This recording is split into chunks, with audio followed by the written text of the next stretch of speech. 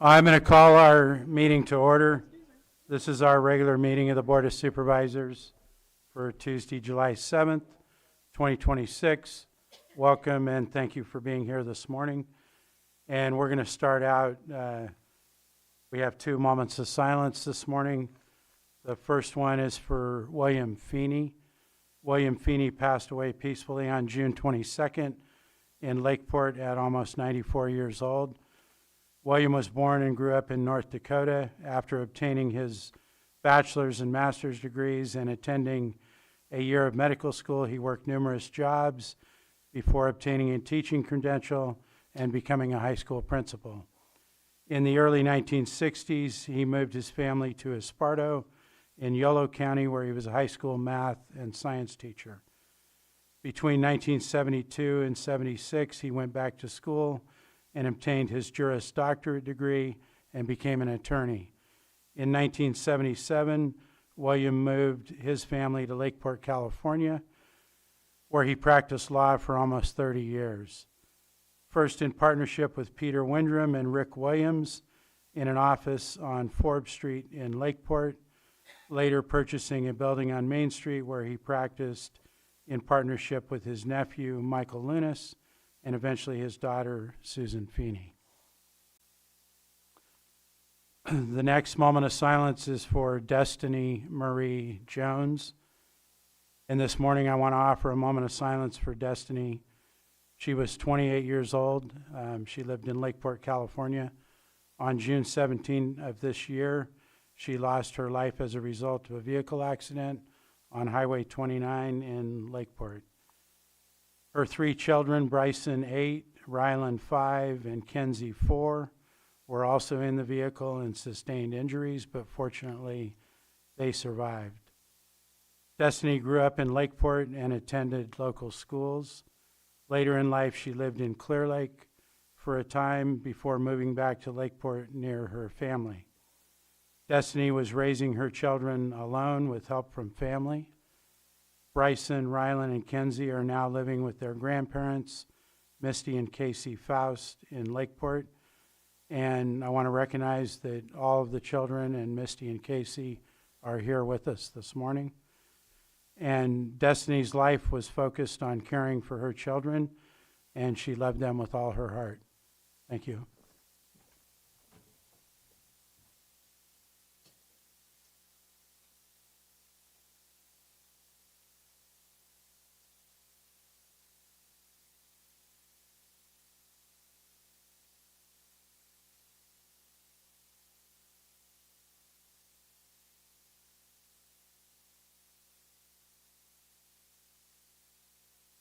I'm going to ask everybody to remain standing, and I'm going to introduce Vince Taylor, who's a veteran of the United States Army.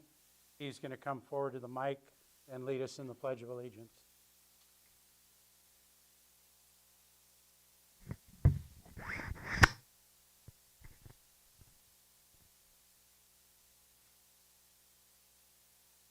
I pledge allegiance to the flag of the United States of America and to the republic for which it stands, one nation, under God, indivisible, for liberty and justice for all. Thank you, and you may be seated at this time. Thank you, Mr. Taylor. And at this time, we're going to have a special addition to our meeting this morning in recognition of the 250th anniversary of our country. And that's going to be a reading of the pledge or the Declaration of Independence by members of our community. And at this time, I want to thank Vice Chair Peiska for bringing this idea forward. And I'm going to turn it over to her to make some comments. Thank you. And I want to thank Chair Rasmussen for organizing our speakers. This has been such a wonderful time for us all to celebrate as Americans. I think everyone really celebrated over the weekend in ways that maybe we haven't before. But just a little history reminder, July 2nd, 1776 was the day that the Continental Congress declared freedom from Britain. And that was the day that John Adams thought everyone would be celebrating for generations. On July 4th, is when the Declaration of Independence was adopted. And then it was sent off to the printers to be printed. And then on July 8th, it was read publicly for the first time in several locations at noon. And John Nixon read it out loud in Philadelphia at Independence Hall. So I think it's really fitting that we do that here today to celebrate our 250th. Thank you. And at this time, I'll introduce and call up our readers. Reader number 1 is Tom Lincoln, and he is a longtime resident and business owner in Lakeport. And our reader number 2 is Kathy Windrum. She's a longtime resident and involved in many community activities, and she lives in the Kelseyville area. And our reader number 3 is London Murray. She just graduated this past month from Kelseyville High School, and she has enlisted in the United States Navy, and on July 15th will be entering the Navy. So at this time, I will call Tom, Kathy, and London forward to go ahead and start the reading of the Declaration of Independence.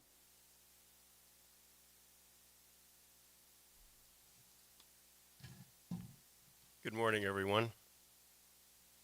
At this time, we'll present a reading of the Declaration of Independence, adopted by the Second Continental Congress on July 4, 1776. In Congress, July 4, 1776, the unanimous declaration of the 13 United States of America. When in the course of human events it becomes necessary for one people to dissolve the political bands which have connected them with another, and to assume among the powers of the earth the separate and equal station to which the laws of nature and of nature's God entitle them. A decent respect to the opinions of mankind requires that they should declare the causes which impel them to the separation. We hold these truths to be self-evident, that all men are created equal, that they are endowed by their Creator with certain unalienable rights, that among these are life, liberty, and the pursuit of happiness. That to secure these rights, governments are instituted among men, deriving their just powers from the consent of the governed. That whenever any form of government becomes destructive to these ends, it is the right of the people to alter or abolish it, and to institute new government, laying its foundation on such principles and organizing its powers in such form as to them shall seem most likely to affect their safety and happiness. Prudence indeed will dictate that governments long established should not be changed for light and transient causes, and, accordingly, all experience hath shown that mankind are more disposed to suffer, while evils are sufferable, than to right themselves by abolishing the forms to which they are accustomed. But when a long train of abuses and usurpations, pursuing invariably the same object, evinces a design to reduce them under absolute despotism, it is their right, it is their duty, to throw off such government and to provide new guards for their future security. Such has been the patient sufferance of these colonies, and such is now the necessity which constrains them to alter their former systems of government. The history of the present King of Great Britain is a history of repeated injuries and usurpations, all having in direct object the establishment of an absolute tyranny over these states. To prove this, let facts be submitted to a candid world. He has refused his assent to laws, the most wholesome and necessary for the public good. He has forbidden his governors to pass laws of immediate and pressing importance, unless suspended in their operation until his assent should be obtained, and when so suspended, he has utterly neglected to attend to them. He has refused to pass other laws for the accommodation of large districts of people, unless those people would relinquish the right of representation in the legislature, a right inestimable to them and formidable to tyrants only. He has called together legislative bodies at places unusual, uncomfortable, and distant from the depository of their public records for the sole purpose of fatiguing them into compliance with his measures. He has dissolved representative houses repeatedly for opposing with manly firmness his invasions on the rights of the people. He has refused for a long time after such dissolutions to cause others to be elected, whereby the legislative powers, incapable of annihilation, have returned to the people at large for their exercise, the state remaining in the meantime exposed to all the dangers of invasion from without and convulsions within. He has endeavored to prevent the population of these states, for that purpose obstructing the laws for naturalization of foreigners, refusing to pass others to encourage their migrations hither, and raising the conditions of new appropriations of lands. He has obstructed the administration of justice by refusing his assent to laws for establishing judiciary powers. He has made judges dependent on his will alone for the tenure of their offices and the amount and payment of their salaries. He has erected a multitude of new offices and sent hither swarms of officers to harass our people and eat out their substance. He has kept among us in times of peace standing armies without consent of our legislatures. He has affected to render the military independent of and superior to the civil power. He has combined with others to subject us to a jurisdiction foreign to our Constitution and unacknowledged by our laws, giving his assent to their acts of pretended legislation. For quartering large bodies of armed troops among us, for protecting them by a mock trial from punishment for any murders which they should commit on the inhabitants of these states, for cutting off our trade with all parts of the world, for imposing taxes on us without our consent, for depriving us in many cases of the benefits of trial by jury, for transporting us beyond seas to be tried for pretended offenses, for abolishing the free system of English laws in a neighboring province, establishing therein an arbitrary government and enlarging its boundaries, so as to render it at once an example and fit instrument for introducing the same absolute rule into these colonies, for taking away our charters, abolishing our most valuable laws, and altering fundamentally the forms of our governments, for suspending our own legislatures and declaring themselves invested with power to legislate for us in all cases whatsoever. He has abdicated government here by declaring us out of his protection and waging war against us. He has plundered our seas, ravaged our coasts, burned our towns, and destroyed the lives of our people. He is at this time transporting large armies of foreign mercenaries to complete the works of death of our frontiers, the merciless Indian savages, whose known rule of warfare is an undistinguished destruction of all ages, sexes, and conditions. In every stage of these oppressions, we have petitioned for redress in the most humble terms. Our repeated petitions have been answered only by repeated injury. A prince whose character is thus marked by every act which may define a tyrant is unfit to be the ruler of a free people. Nor have we been wanting in attentions to our British brethren. We have warned them from time to time of attempts by their legislator to extend an unwarrantable jurisdiction over us. We have reminded them of the circumstances of our emigration and settlement here. We have appealed to their narrative justice and magnanimity. We have conjured them by the ties of our common kindred to disavow these usurpations. which would inevitably interrupt our connections and correspondence. They too have been deaf to the voice of justice and of consanguinity. We must therefore acquiesce in the necessity which denounces our separation and hold them as we hold the rest of mankind, enemies in war, in peace, friends.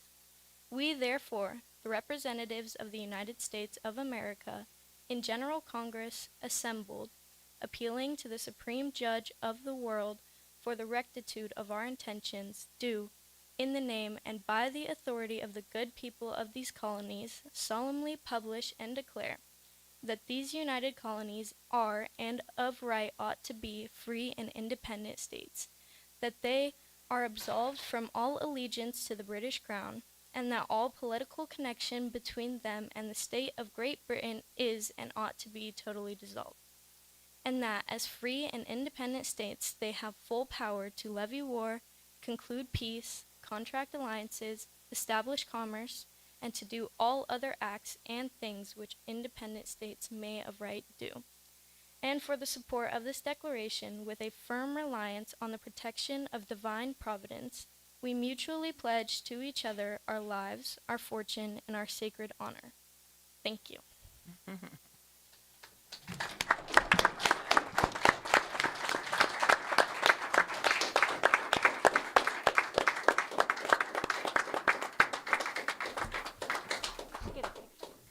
What's that?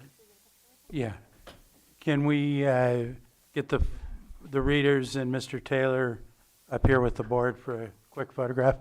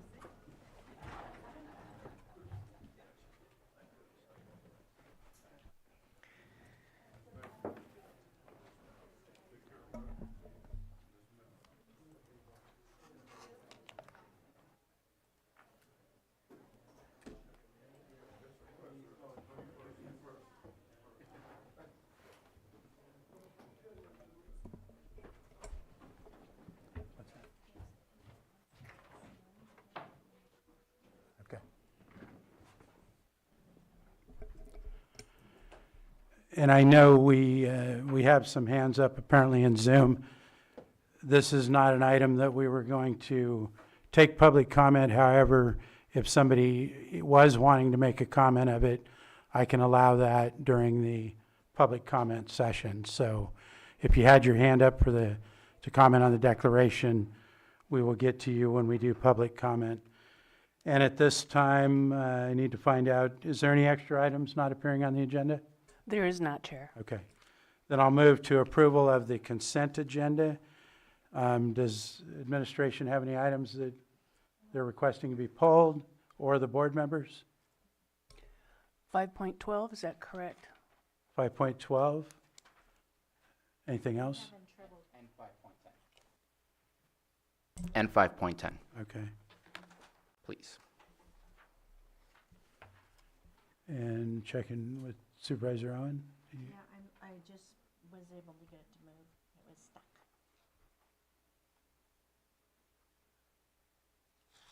Okay. Thank you. Okay. Then we'll be ready for action.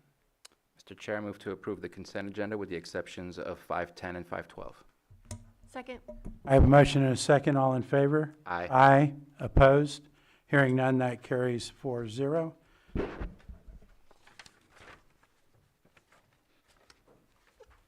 Next, we'll move on to our timed items, and the first one will be public input, and I'll go ahead and start with the online room. Eve, if you could state your name and you'll have 3 minutes. Hi, can you hear me? Yes.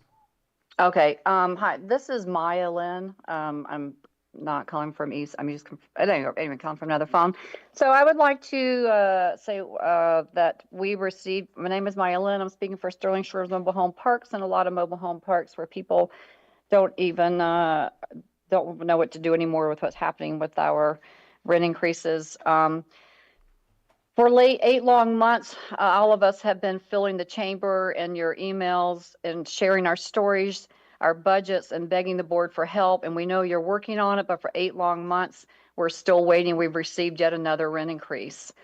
As you know, that everybody lives on fixed incomes, and these seniors, most of them. And when rent spikes by hundreds of dollars, which ours has done about $200 in the last couple of years, it doesn't just mean cutting back. It means choosing between medication, groceries, keeping a roof over their head, asking their children, their adult 50, 60-year-old children, to help them out so that they can keep living. We know you're working on it, but I just want you to know we've received another rent increase. And their little paragraph that we would like to take this opportunity to thank you for your residency. We know you have many choices to call home. Like we can right now pick up our home and move because we're not happy there because they have raised our rent in the past 4 or 5 years. It's been 4%, 5%, 6%, 6%, and $60 a month now for the next 10 years, which we've all been paying since March. They're making us pay for postage. They're making us pay for their portal. And now we have another 90-day notice for another 2.0% increase. And I'm sure it's only this low because of everything that we have been trying to stop them from doing. So I ask you, Board of Supervisors, especially the ad hoc committee, Bruno and EJ, please use the lawyers, please get everything in alignment, and please make this retroactive and help the people in your community to keep their homes. Thank you. Thank you. iPhone user, if you could identify yourself and you'll have 3 minutes. Sky Laywell, Pillsbury Family Farms. Today, this board began its meeting by reading the Declaration of Independence in honor of America's 250th anniversary. And as a Native American, I couldn't help but think about the one line that was just read. Merciless Indian savages. Those weren't words that were written on an old paper. Those were words that were written about my ancestors. My 5th great-grandfather, Broken Horn Bull, was a respected Hunkapapa Lakota headman and was advisor to Sitting Bull later before becoming known as Chief Running Antelope. My great-grandfather was persecuted for practicing his religion and speaking Lakota. My grandfather had his hair cut in boarding school because the government believed that Native American children needed to abandon their identity to become acceptable. My bloodline is connected to America's history, and not just the parts that are celebrated in textbooks or in meetings, but the parts that Native Americans family carry through generations.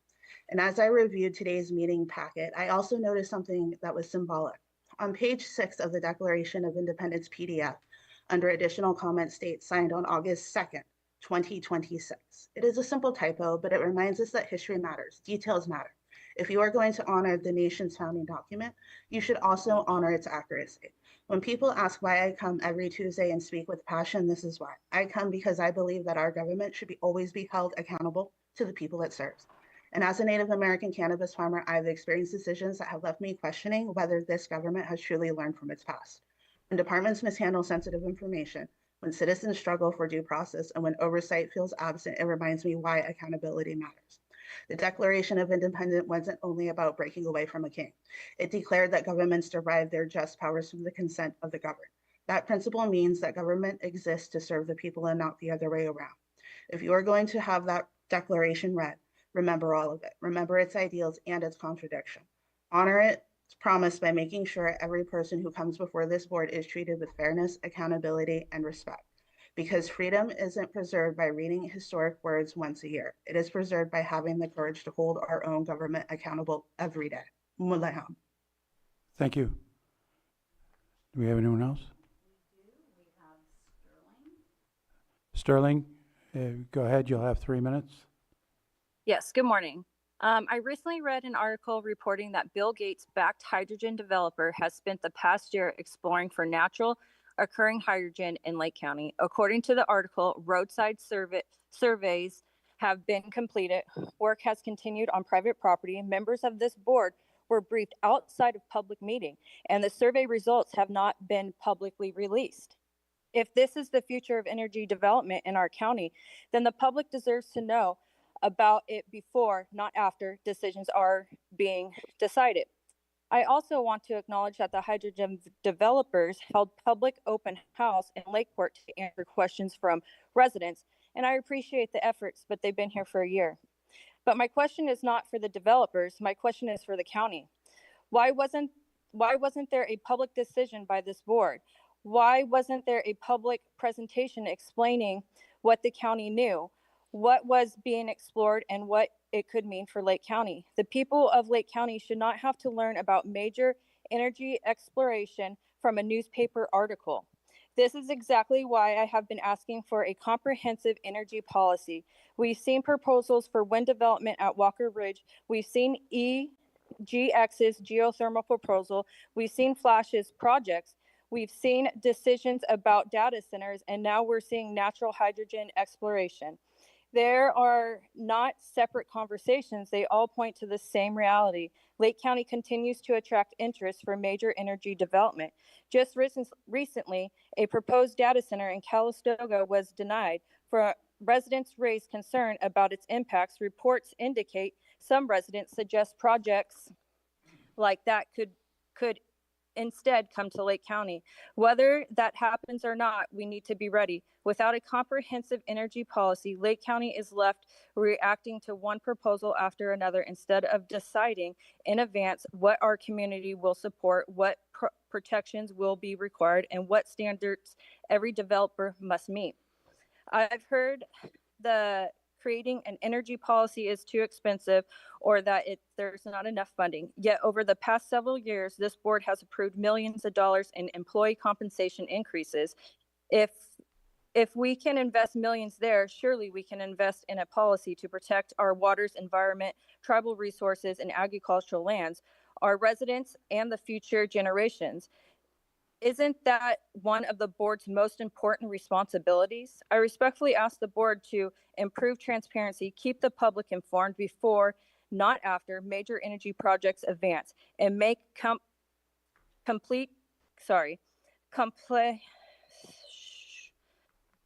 completion of a comprehensive energy policy.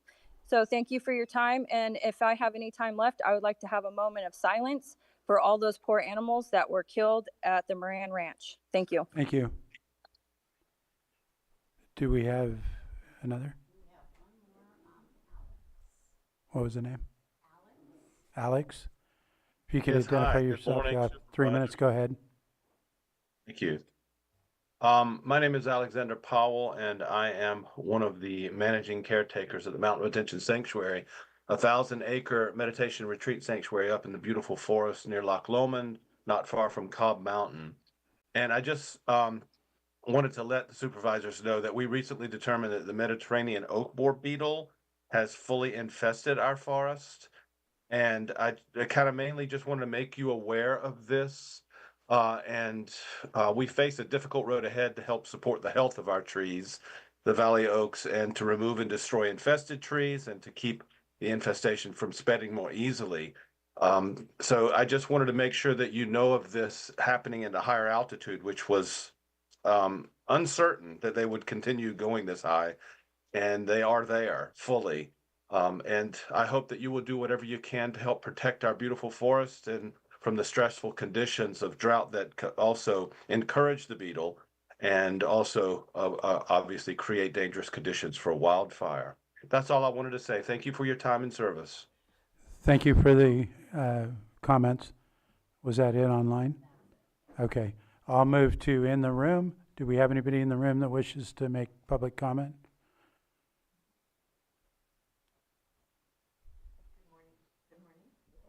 this on? Oh, there we go. Good morning. My name is Marie Schrader, and I'm here to report back on the program that I presented to you in early June called Simple Gesture. I just wanted you to know the impact of what that did. I've done some donor drives out there, and I actually had people say, "Is this the program that like Supervisor Rasmussen is doing?" And they sign up because the leadership makes all the difference. So at the time that I was here last, we had in the county 242 donors. Today we have 319. We have been really progressing. Out of the 5 chapters, 4 of them have over 50 donors. One of them does not. That is the Middletown, Hidden Valley and Cobb area, and I'm going to be doing a donor drive up there this Friday at the Middletown Market to see if we can get that one up to at least 50 donors. That is my goal for them. We're going to be seeing, I mean, the chapter here in Lakeport went to 108 donors, which is absolutely wonderful. So your leadership, your continued support of the program, your posting about the program makes all the difference to us to be able to have legitimacy in this program so that we can continue to help the citizens of Lake County who are suffering from food insecurity. So thank you, and I encourage you. I know that we have a couple of you that are going on ride-alongs this Saturday, so thank you for that. And I encourage the others to, contact me so that we can get you to go ride along with our drivers when they go to pick this up so that you can see this program firsthand. All right, thank you so much. Thank you, Marie. That's good news. Next in the room. Good morning, Board of Supervisors. My name is Roberta McIntyre. I reside in Hidden Valley Lake. Thank you. I just want to do a couple thank yous real quick, and I just added one to make 3 thank yous. Marie does an amazing job. Thank you, Marie, for all the hard work you're doing all over the county. The work you're doing is not unnoticed. I also want to thank Maria over at the Registrar of Voters. She's doing an amazing job. She's been under a lot of pressure with the vote count, et cetera. While the County of Lake has historically been pretty slow in returning our counts with the rest of the counties, I believe it's because she takes a very slow, methodical way of getting the votes counted in, rather slow but sure than quick and dangerous. And then I do want to, of course, thank the Board of Supervisors. I do have a bit of a gripe, though. A while back, I was seeking out some information regarding one of the municipal advisory councils, and finding information about it was very difficult. I had to actually resort to filing a California Records Act request to get the information. And if you go to the website and look at the various municipal advisory councils, how they're set up on the website, looks like a pretty good template. But what is missing on the website is their original board resolution, I believe should be on there, of when they were actually established, whenever that was. I believe that their current bylaws should be on there, so folks in the general public should be able to go and read what their bylaws actually say for the various MACs. I know they're not all under one set of bylaws. I come to understand that each one has its own set of bylaws. The board members and their terms, I believe would be helpful if those were on there as well. And at least quarterly minutes. Some of the MACs are pretty good about putting their minutes up there. A couple of them, more than a couple I think, haven't posted any minutes since the beginning of this year. So that would be helpful as well. So thank you for the time, and thank you for your consideration of this matter. I'd appreciate it if we got that repaired. Thank you. Thank you. Do we have anyone else in the room for public comment? Yes.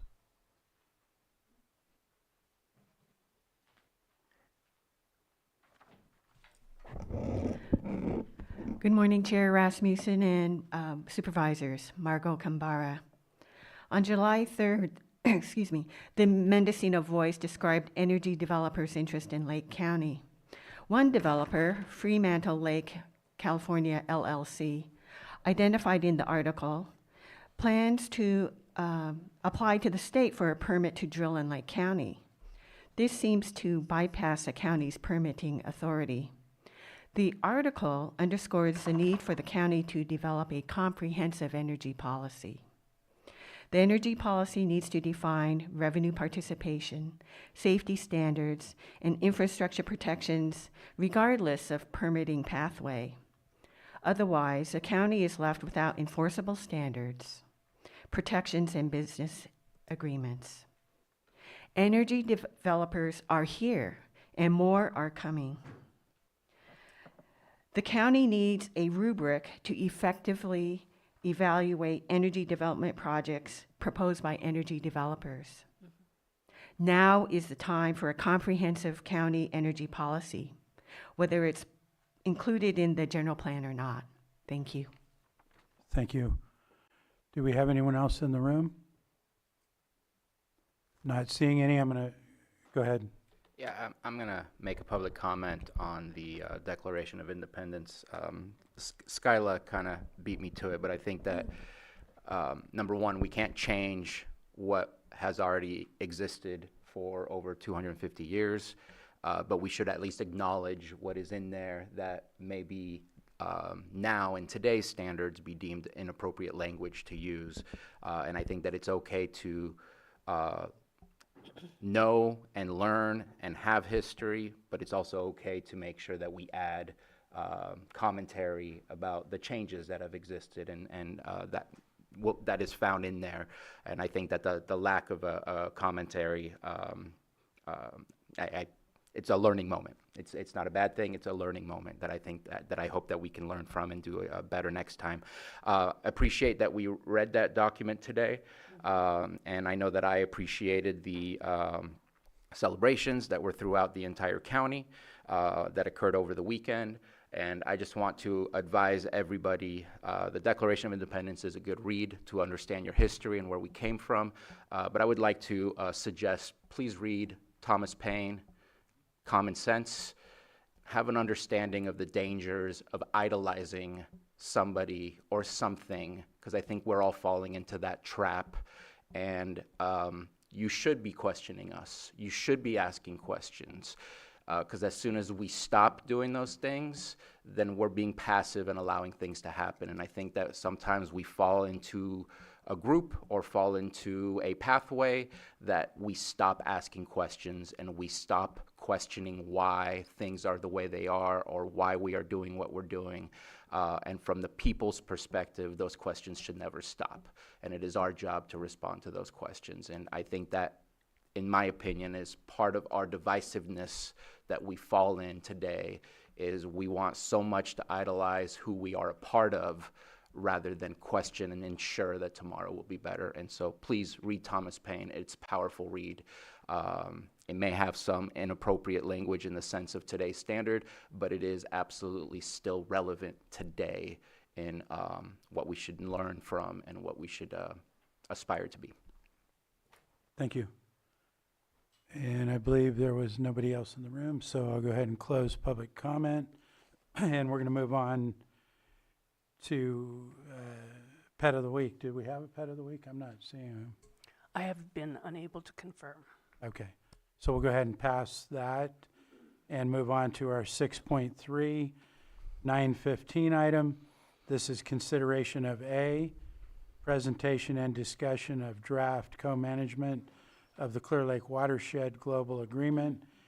B, provide feedback to staff on amending, and if no material amendments, C, authorize Susan Parker, County Administrative Officer, to sign. And we have our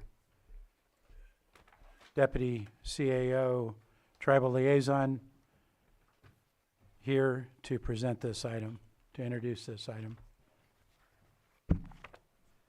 Good morning. Terry Logson, Chief Climate Resiliency Officer and Tribal Liaison, and it is my honor, Board, this morning to come before you to bring the draft co-management of the Clear Lake Watershed Global Agreement. So as background, in September of 2024, Governor Gavin Newsom signed AB 1284 from Ramos, encouraging the CNRA, or California Natural Resources Agency to enter into co-governance and co-management agreements with federally recognized tribes to manage state lands and waters, authorizing CNRA as a state signatory for this purpose. The Tribal Co-Governance and Co-Management of Ancestral Lands and Waters Act requires CNRA to sign agreements for co-management with tribal nations. And so the local tribes and here in Lake County and representatives from both cities and the county and most all of the CNRA departments, which are listed in the agreement, attended a meeting, and then the tribes had a separate meeting, and then we all came together to talk about it. And so through that, you have a draft. Now, I've handed out a copy because the agenda that was posted online did not include the section for, well, in the appendix where it has each of the signatories, it didn't include Big Valley. So I'm going to show that on screen, and I gave each, and there's a couple extras up front, but they are a part of the agreement. It just we didn't get it in time for the posting of our agenda.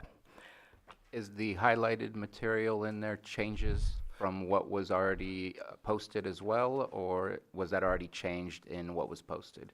No, it was not changed in what was posted. That's why I'm here to show it. I have some very little minor changes. Apparently, a global change, Lake County to County of Lake, which worked in some areas but didn't work in all areas. So let me share the document. Okay.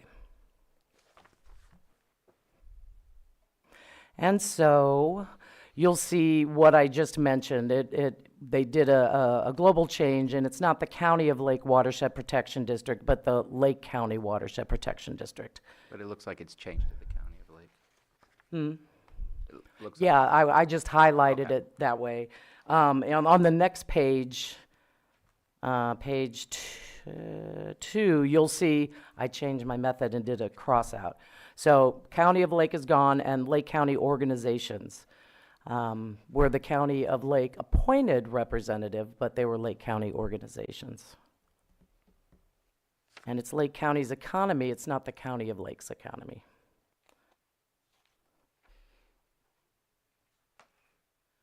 And so this agreement came because of the legislation. It requires CNRA to work with federally recognized tribes in areas for the co-management of land and waters.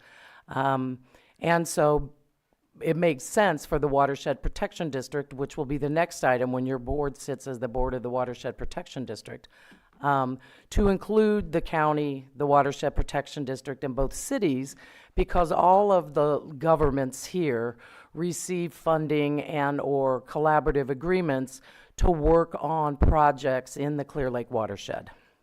And so that is what is before you today, is consideration of approving it. The signing ceremony is currently scheduled somewhere here in Lake County on September 11th. We don't have the dates or location for that yet. Does anyone have any questions? Questions from board members? Go ahead, Supervisor. Yeah, I appreciate the final document coming to us after we had approved moving forward with this. To me, there is one glaring, obvious omission, and that is the Yolo County flood control. They have much of the water rights above Zero Rumsey. They have control over the dam. They have filed complaints with us regularly about lack of enforcement on streams from water being taken out of streams and it not going into the lake. Therefore, they miss out on water. They've complained about algae. I don't see them in there, and I think we need to hold the fire to their feet that they need to be a part of the solution and not a separate entity that is not a part of what this is, because I see this as being all hands on deck, everybody involved that has a stake in making a better lake for all of us. And them not being there just makes them feel like the owner that doesn't care. So I think that I don't mind moving forward today. I don't want it to stall because of that, but I would like to see Yolo County Flood Control absolutely be a part of this as soon as possible, because they have skin in the game and they need to start showing it. I hear you. Thank you for that feedback. I was thinking back to those initial meetings, and I recall that Yolo County Flood Control District was brought up. I think that, and I'm not 100% sure, but the reasoning behind not bringing them in at this point was to, one, they're a special district instead of a local government or a state government, but they're a special district of the state of California, which is considered a local government. But is to already have this signed would give a lot more leverage to get them to the table. And I will absolutely pass that information on to all the tribes, as well as Deputy Secretary Geneva Thompson, who is with Tribal Affairs under CNRA. Yeah. Good point, thank you. And I guess my last it's more of a comment than a question, because I think I know the answer. It's just to kind of rhetorical, just to put it out there. We are, Lake County Watershed Protection District is still the responsible party for the lake. Final decisions on full major changes, at least, would come through us. This is trying to break the silos. This is trying to build relationships. This is trying to be a more robust body that can help our lake in a much greater approach, I guess, is the best term that I can say. You're saying yes, so I just wanted to make that statement just so that it's heard. Yes, thank you. Any other questions for board members? Yes. Go ahead, Supervisor Hahn. Okay. I want to know what, excuse me. I'd like to know what I worry about is creating more bureaucracy, and if we're giving up any rights. Back 100 years ago, where we gave up our water rights, is there any, are we relinquishing any rights? Is there going to be any negative effect to our residents, to our people, giving up rights, some rights to a resource, one of our county resources? And also, what will be the contributions? How will we, how would this benefit the people of Lake County? Great questions. First and foremost, this is a non-binding agreement, and so any of the parties can enter or can be in the agreement or leave the agreement. It has no authority to require any. Then why are we doing it if there's Well, no because of the legislation, CNRA is required to do this with federally recognized tribes, and so because the Watershed Protection District and the County of Lake and both of the cities partner on projects with the CNR agencies, the discussion was for the county and everybody else to sign on. Instead of increasing bureaucracy, this will actually help reduce it, because it's going to require the state agencies to better communicate with the tribes and the county, all parties, to develop projects and to make sure, it's a term that I use in the work that I do a lot, is to collaborate rather than compete. Let's figure out who would be the best entity to be the lead, who will be able to partner, who should be a part of this. And so it will help in the conversations of funding for the large-scale projects. It will not take away any rights from anyone, because it's just a commitment to work together for the betterment of the Clear Lake watershed. Because too many times we're competing for the same pot of money. Different, whether it's CNRA is getting federal dollars, one of their agencies, and maybe the tribes are going after that same pot of money for the same type of project. Also a part of this agreement is the Clear Lake Hitch Task Force Charter, which is Appendix 2, which is something that has been going on for many years, led by the tribes to get the state to take the issues that Clear Lake has more seriously. And so, and to protect, of course, the Clear Lake hitch, which is a very culturally important fish to our local tribes. Either it's called chai or sati in Lake Miwok. And that's part of it as an appendix. I still have reservations in the essence that, for instance, with the hitch, the Clear Lake hitch, I know I went to some of those early meetings and at Supervisors and such, and we ended up dipping into what I felt, and I know that some of the people felt, the right to monitor other, people's wells, private wells and such. So I think that there are other repercussions, and I'm just worried about repercussions that are not foreseen at this moment. And I'm worried about giving away any authority, as in when we gave away our water rights. So that was, of course, looking back, that was really stupid, So I still have reservations. I hear your reservations. I do not think that the county would even consider looking at this if it was giving away any rights or if it would impact any rights. This is just a mechanism for better dialogue and continued working together. And I'm all about better dialogue. I've seen dialogue already with the Blue Ribbon Committee, and they're, contributing to that. Mm-hmm. And the things I've seen seem to be working. Mm-hmm. What we already have in place, I haven't seen it not working, I guess. So. Supervisor Sabatier. So I was looking for it because I know I had read it. I just forgot exactly what page it was on.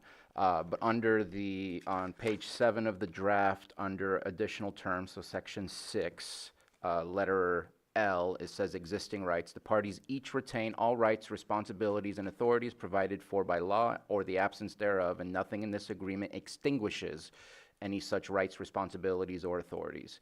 Keeps going. But to me, that states that this is about collaboration, this is about relationship, this is about discussions and open dialogue to best find the pathway to dealing with our lake. And let's just be real, our lake is huge, and our lake has some ailments that we need to deal with.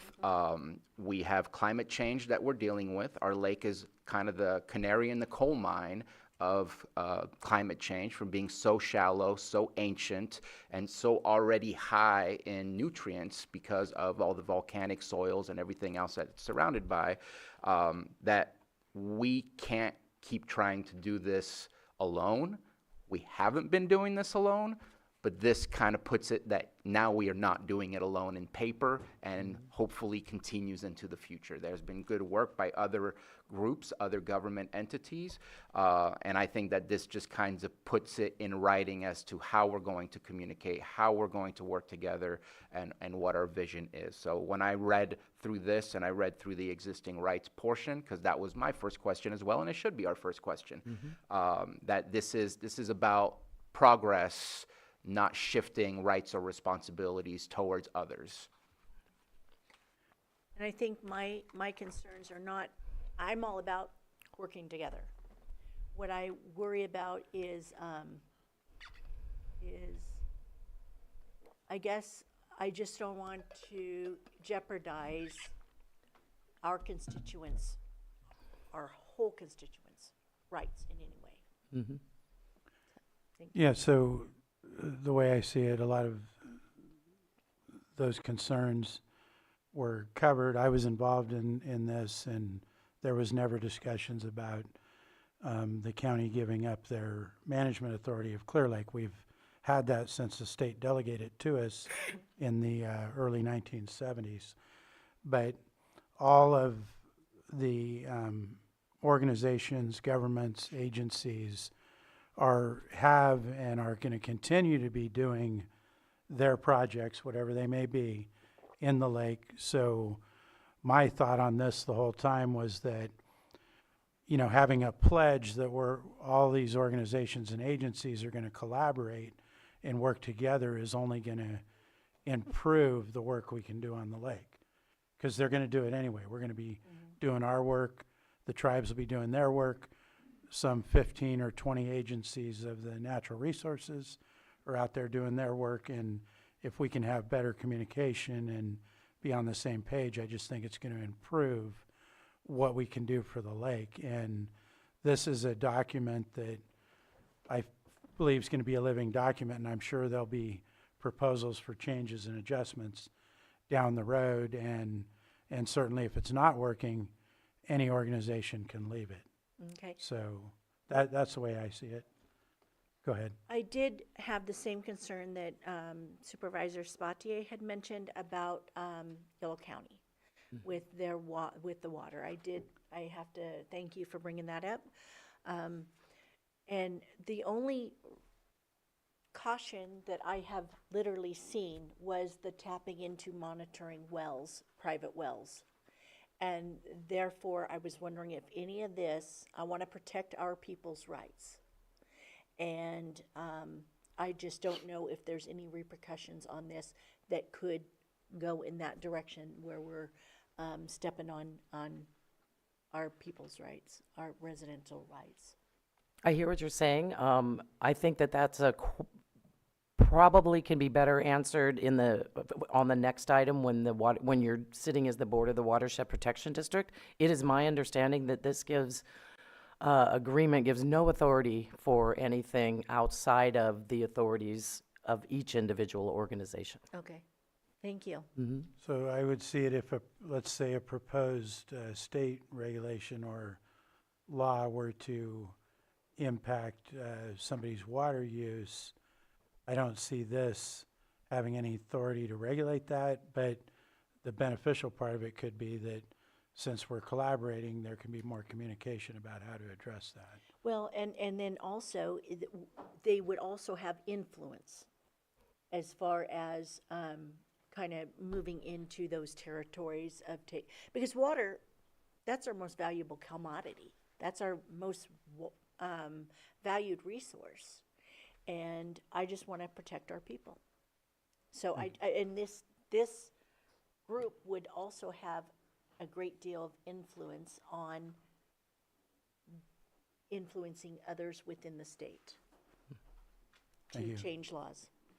Supervisor Sabatier? Yeah, just a couple of things. One, looking to see if there's, sorry, I've lost my words, approval from the board to make a request that once all of this has been signed, which will take some time to get all the signatures because there's a lot of different parties to the agreement here, to engage with Yolo County Flood Control to try and get them to be a part of this agreement, to just looking to see if there's occurrence on that. Okay, thank you. And then who specifically is it? Our Director of Water Resources, or who will be representing Lake County? Will there be multiple people on this? Can you be more specific? Because I don't know that I saw that specifically detailed in there. Sure. So on page 40 is the page, it's the contact and information page. Page 40 is for the County of Lake. The Board of that talks about your role as the Board of Supervisors. Areas of interest or influence on CHI recovery would be continued participation with tribes on the Clear Lake Hitch Task Force, continued commitment to consult with tribes on grants, projects, and programs in the Clear Lake watershed that may impact the Clear Lake Hitch. The current commitments and activities, County Tribal Liaison participation in the Clear Lake Hitch Task Force and the Summit Planning Committee, which I've done since its inception. Well, in my role here, since my beginning with the County of Lake, and those. And then if you turn the page 41 is the Watershed Protection Districts and their information. So it'll be Susan Parker would sign on your behalf for the County of Lake, and Director Upatier, which has the authority to sign for the Lake County Watershed Protection District. Sorry, that didn't really answer my question because I don't see Susan going to the meetings. No, but It's she- just not her thing. I can't Yes, sign She for has that. signing power, yes, but I'm saying who's going to be involved in these discussions, in the co-management, things like that. That was my question. Good question. Primarily myself, as I have been through the Clear Lake Hitch Task Force and the summit, and through your board's direction, this process. But for the Watershed Protection District, that would be Director Upadier. Okay, okay. Sorry, CAO Parker, that's. Did you want to say something? Go ahead, County Council.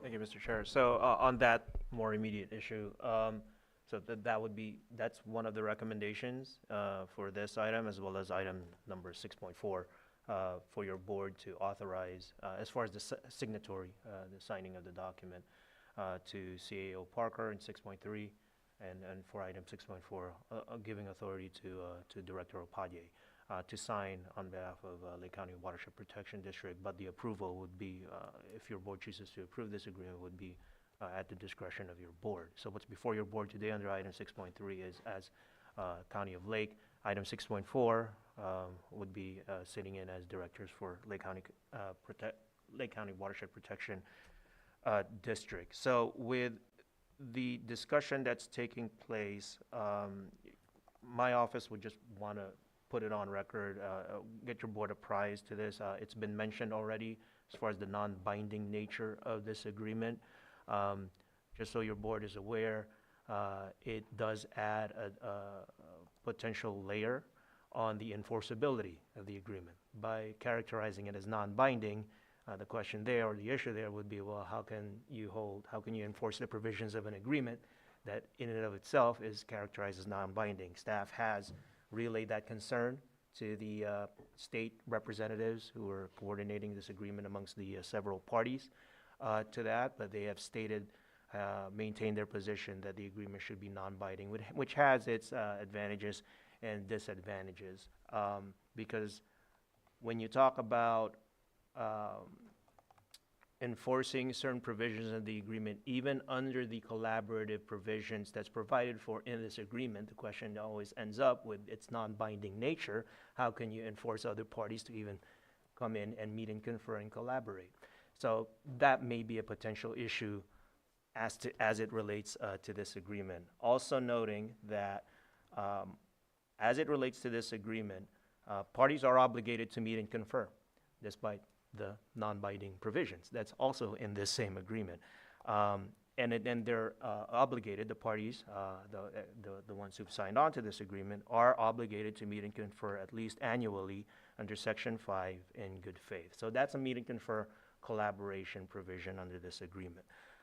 While the parties are allowed to withdraw, there's a withdrawal provision to this agreement. As far as the termination of the agreement is concerned, termination of the whole agreement is only, as a whole, would only be allowed on mutual consent of all of the parties, or if only one party remains in this agreement. So just wanted to get your board apprised of that for your board's consideration, because it's being presented to your board for approval and authorizing under item 6.3, authorizing the CAO to sign, should your board choose to do so. Thank you. Do we have any other questions before I open it? Go ahead. Just one more comment. If by chance you get a no answer from Yolo County Flood Control, I'd love to get an email to describe why. Will do. All right, go ahead, County Council. I apologize, Chair. One more thing, because of, it's mainly amendments were proposed to this agreement, so it would be an approval as amended. I would like to add one more amendment to this, because I just recently spotted it on Section 6C, under the heading of participation in similar activities. That's on page 6. It references parties agreeing to follow Section 7N of the agreement. I think that should be changed to Section 6, because there is no Section 7 in the agreement. Good catch. Okay. We would have found it eventually. Right. All right, anything else? Yeah, I would just say in the amendment, and I know that we did talk about it, but it does in highlight say County of Lake Watershed Protection District. I just want to make sure that it says Lake County Watershed Protection District, rather than stand with what's highlighted. Yes.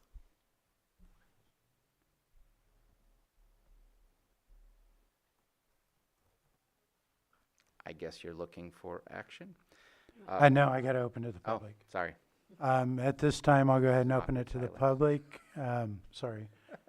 Anybody in the room?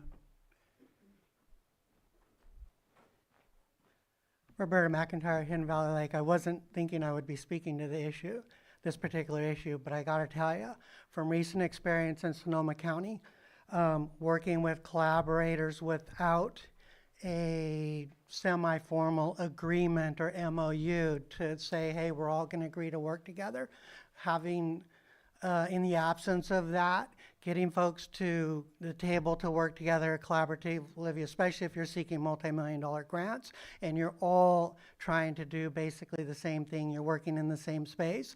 Having something like this that, while it's not legally binding, does encourage, almost demands that the parties involved get together and work collaboratively. And having that put upon them, it keeps them from saying, oh, somebody's doing this over here, somebody's doing this over there. I thought we were working together here. This is really cool. This is a good thing. I think it's going to do a lot to get the parties working together and get some money in the door by being able to collaborate and apply for grants collaboratively. It's a good thing. It's a force multiplier. Thank you. Anybody else in the room? Good morning, Sarah Ryan with the Big Valley Band of Poma Indians. I'm their environmental director. And I want to thank the Board of Supervisors for being a part of the co-management discussion over the last year or so that it's been being developed by the state. I think it's a huge step forward in collaboration and communication. I've worked for the tribe for 25 years, and so I've seen a lot of things change over time in terms of how we are working together. I also want to point out that as a shared resource with multiple jurisdictions that have various authorities, we do need to be talking and working together on things. Tribes, for example, can set water quality standards for Clear Lake. The county cannot do that. Only the state and tribes can do that. So we have an opportunity to make this water safe for all of the different uses that the tribes have and that the public has. And over the years, I think tribes have been able to show that they're committed to improving the lake through putting a lot of funding into it, monitoring, working on invasive species, cyanotoxins, and other things like that. So this really is an opportunity for all of us to, be supportive of our successes and happy about our successes, and we all know we need to do more on the lake. There's some things that are out of our control. We want to identify the things that we can work on. Blue Ribbon Committee is funding millions of dollars worth of projects, and we'll see if any of these pilots work that have been that are in play. And again, just thank you for your participation in this co-management agreement. Thank you, Sarah. Anybody else in the room? Not seeing any, we'll go online. Guest, go ahead and identify yourself. You have 3 minutes. Are you there? Can you hear me now? Yes. Thank you, Mr. Chair, Angela Amaral. I'm going to jump around a little bit because I unfortunately didn't have enough time to really go through this like I wanted to. But a couple things I wanted to point out, and I have to agree with Supervisor Sabatier's comments earlier during public input to question and inquire, even if it's not always an easy discussion. And since this item is on the agenda twice, my comments, I guess, will be for both agenda items. It's sounding like AB 1284 encourages an agreement, but it is not a requirement. CNRA is required to work with tribes, but others are not. Perhaps let CNRA maintain their collaboration with the tribes as required and bring collective concerns to the county. Just thinking of too many cooks in the kitchen might create more bureaucracy.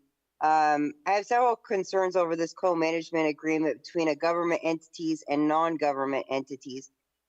This is in no way an issue with tribal involvement. I don't want that to be construed in that way.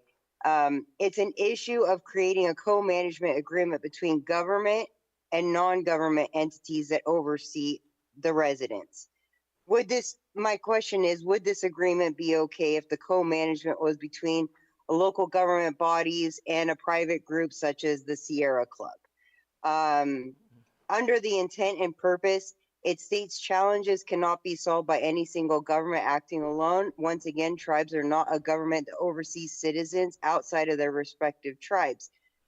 My concerns are AB 52 and SB 18 already require consultation, yet many AB 52 requests go unanswered, especially at the Planning Commission level. There's a lot of hesitancy for tribes to engage with residents despite multiple requests for engagement. Executive Order N523 directed state to work with tribes. So why is a co-management agreement necessary? Going back to concerns brought up by County Council, I believe those are valid. While it's not a legal binding contract, it contains a lot of legal language, including dispute resolution, sovereign immunity, amendments in writing, and how to leave the agreement. State and local government are subject to the California Public Record Act, but are non-governmental agencies bound by CPRA rules, and will these meetings be Brown Act compliant? Once again, I have to agree with Supervisor Sabatier and Supervisor Owen that the large missing piece in this is Yolo County. Since Yolo County retains the water rights to Clear Lake, why are they not being included in this co-management agreement? Are they being consulted on how their management affects Clear Lake as it currently stands? Between the Blue Ribbon Committee. Miss Angela, that was your timer. Okay, I'm on my last spot. Okay. Between the Blue Ribbon Committee, the Clear Lake Hitch Task Force, the Hitch Recovery Plan, and other programs, this co-management seems unnecessary and a potential overreach. Thank you for your time and consideration. Thank you. Do we have anyone else? No. So I'm going to go ahead and close public comment and bring it back to the board. Go ahead. I just want to respond to the last public comment. I do agree that we have had a increase in attention to the lake, but I also don't think that that increase is necessarily has the longevity of what this document potentially offers. Eventually, the Blue Ribbon Committee will run out of money. Eventually, the Blue Ribbon Committee will be superseded by something else or pay attention to a different area.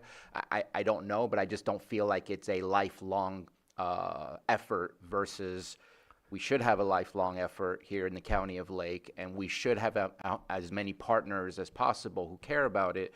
I think that we do have the right partners. Maybe we have too many state departments in there, but our local partners are the most important partners, and they're in there. And from what I understood, because Yolo County Flood Control is deemed a special district, which it is, it's not deemed, that your attempt was to go after it and have that conversation with them after the initial signing, even though they are still a local government. So I'm okay with that process. I just wanted to, I think this is good. In fact, this is something that had we built the relationships that we currently have today, 20 years ago, we should have had this 20 years ago in order to try to escape some of the harms that we're seeing in our lake happening today. And so not doing it today, I think, would be negligent, and doing it today can only benefit us in the future. So just wanted to respond to that last comment. Thank you. Any further comments from board, or are we ready for action? Do you have something, County Council? No? Okay. Mr. Chair, I move that we approve, well, actually, do you want to give the motion? Go ahead and walk us through it. Thank you, Mr. Chair. So the motion language would be to motion to approve the Clear Lake Watershed and Chi Memorandum of Understanding Co-Management Agreement and authorize CAO Parker to sign. As amended. As amended. So moved. Second. I have a motion and a second. All in favor? Aye. Opposed? Hearing none. What's that? Sustain. Abstain? abstain. Okay, so that will carry with 3 votes. Okay. Let's move on to 6.4, and we're going to change, and we'll be setting as the Board of Directors for the Watershed Protection District for this item. And A, presentation and discussion of draft co-management of the Clear Lake Watershed Global Agreement. B, provide feedback to staff on amending, and if no or minimal amendments, C, authorize Director Puan Apadier of the Lake County Water Resources Department to sign. And are you going to start out again, Sure. Terry? So what was posted with, Terry Logston, Chief Climate Resiliency Officer and Tribal Liaison. What was posted with the agenda does not include the signature page or the information and contact page for the Big Valley Band of Pomo Indians. So I am sharing that today. You have hard copies. There's a few hard copies available. And there's some very minor edits that I made that are highlighted in yellow, where there was a global change that changed everything that said Lake County to County of Lake, and it is the Lake County Watershed Protection District. And so this co-management agreement, I'm going to turn it over to Dr. Yapadier if you have any questions now that you're sitting as the board of the Watershed Protection District. Okay, we've gone through it. Do we have any additional questions? I see this identical agreement that we just discussed. A little awkward. So I think we've been through that. I have a whole new line of Yeah. questions. Do you want to offer any brief comments on? Yeah, so it's Pawan Upadhyay, Lake County Water Associate Director. So I would probably just want to make a comment about, which might not be very obvious from the previous discussion, was this is also like a way for the state to make some commitments towards the efforts which has been going on here. So it is not just the local agencies, tribes and other, but also having some kind of formal documentation from the state perspective so they can continue putting the resources towards the Lake County and for the Clear Lake, even if there is changes in the administration. So this will probably continue that efforts moving forward. Thank you. If there's nothing from the board else, then I'll go ahead and open it to the public. Did I miss them? Oh. Anybody in the room? Not seeing anyone online? No? Okay. I'll close public comment and bring it back to the board. I do have. Go ahead. I have a question. So I know we're doing a lot of projects this year we have test projects and we're monitoring them, correct? On what's going to work in our lake. So with how will that work? We're working together. Who's going to be taking the data and how will the public have access to that data on the projects themselves? Will it all be available to the public, all the results on all the different? Ideally, I think that should be the goal for the Blue Ribbon Committee, but as far as the county project goes, we do upload our data to like a central portal, which is, we work with the state with that, and I think that's available for public to see at any time. So that we've already put one treatment forward in Clear Lake Oaks, correct? Not yet. Not on the Oaks, it was Upper Lake. Upper Lake, okay. And so is the water being tested and all? Yeah, right now that we are in the process of collecting that data. Okay, you're still collecting data, and then does it go out on the web as that comes forward? Yeah, it would be available for public to see. It would be on our website as well. Okay, Yeah. so what about are the natives, our partners, doing also monitoring and testing? For that project Or for in the future with this, will that be, because it was something that one of them had mentioned, I think it was Angela had mentioned, will that data, the research that they do, the partnership, all that information be available to the public? I think we have probably. Sarah, Ryan can here, you maybe. address that? Sarah Ryan, Big Valley Band of Pomo Indians. Yes, the tribe has actually been putting their data in public databases longer than the county has. Oh, perfect. Yeah, much longer. So, however, the tribal data goes into a federal database, and it's called the Water Quality Exchange. If you go to a website called, I would Google How's My Waterway, EPA, and it will take you to a website where all of the federal data, or tribal data, USGS, any of the other federal agencies have been putting their data up into there for many decades, including Big Valley, or several decades. Yeah, so you can go into there and look at, and ours goes in very regularly. The counties goes into a state database. The state database eventually makes it to the federal database, so a little bit of confusion on that. But yeah, Big Valley, and I believe the other tribes, whenever they collect data, we certainly put ours into a database, and also on Facebook and on our website. Okay. So, yeah, and we're willing to share. You know, Okay, if- I'd like if to asked. share that information out Yeah. on my page. Perfect, yeah. Let me know if Thank you need anything. Thank you, Sarah. Thank you. Any other questions?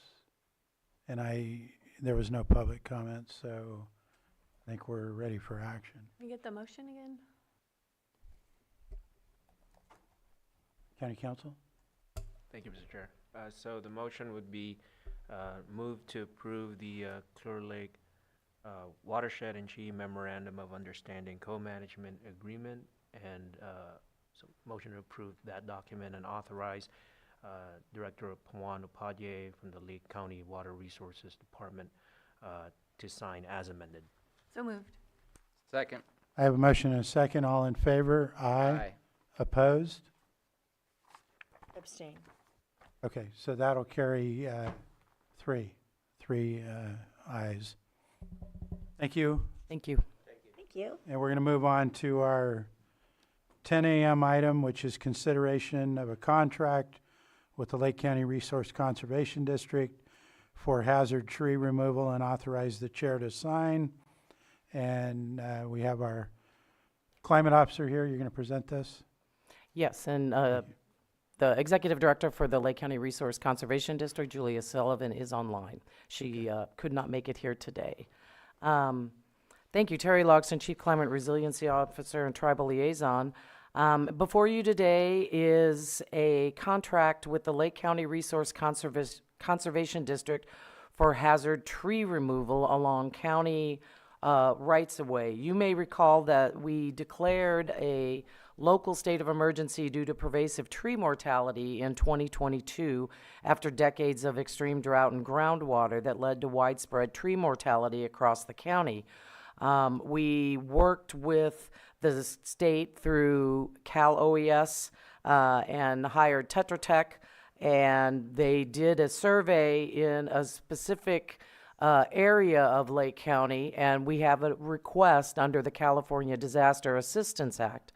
We received funding from Cal OES that was limited to hazard tree removal, but it has to be spent before March 1st, 2027.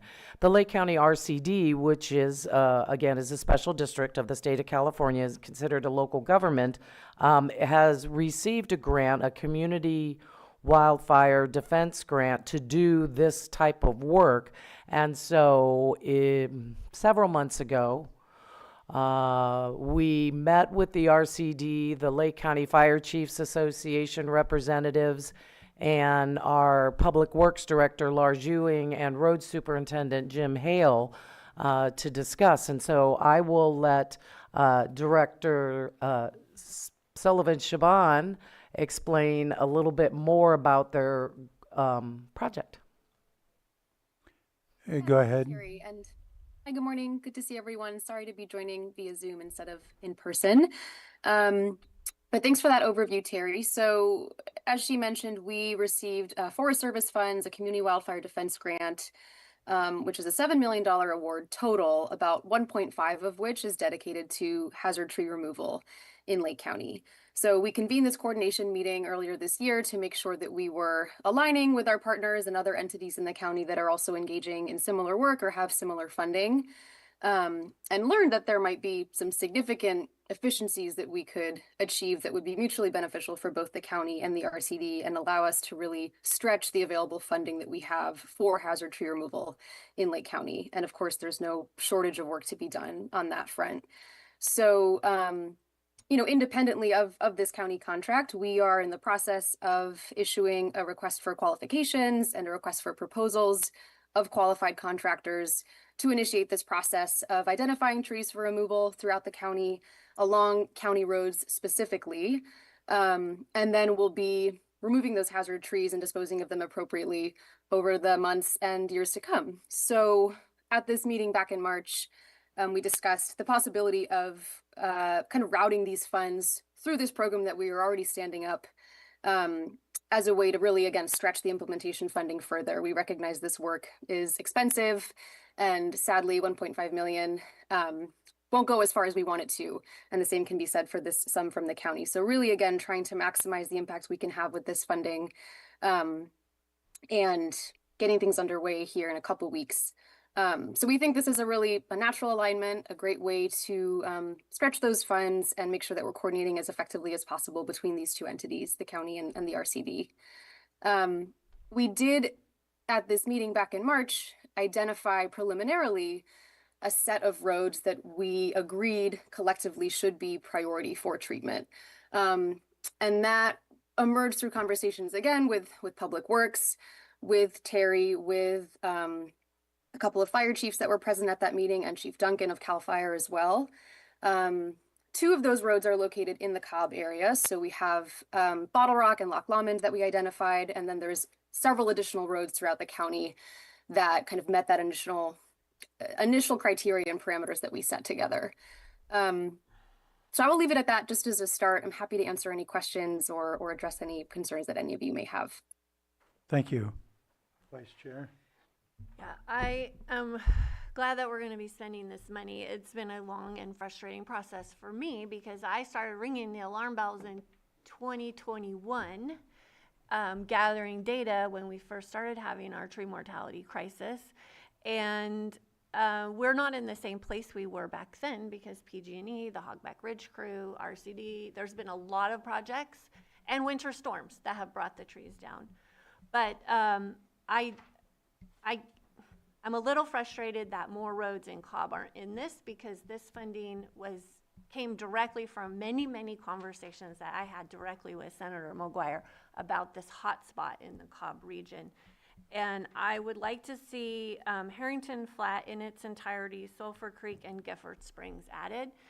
Again, these are, there's not as many standing dead trees as there were, but there still are. Several, and they're dangerous, and they come down in storms, and they've impacted communities and they cannot leave. For example, on Gifford Springs, during winter storms a few years ago, we had a woman go into labor during a snowstorm and could not get out because the trees fell down.